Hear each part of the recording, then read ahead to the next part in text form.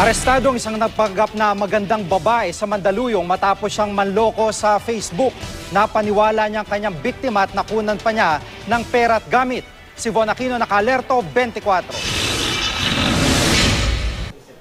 Sa kulungan bumagsak ang lalaking ito sa Mandaluyong City matapos umano manloko sa internet.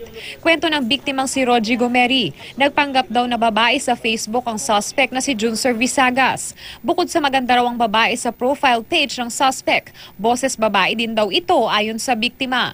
Kaya matapos ang isang linggong tawagan at pagtitext, naging sila na. Ayon pa raw sa suspect, single mom daw siya. At di nagtagal, hiniling daw ni Visagas na patuluyin ang kunwari niyang anak sa bahay ng biktima. Nagpanggap ulit si Visagas at siya mismo ang dumating sa bahay.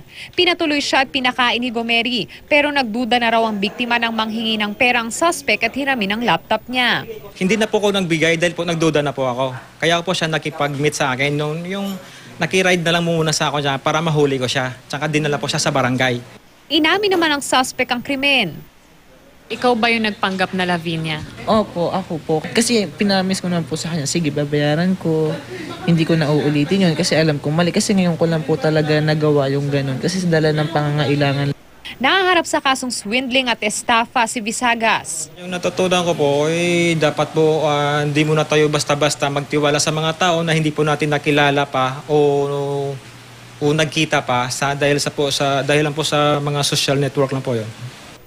Von Aquino, naka-alerto, 24.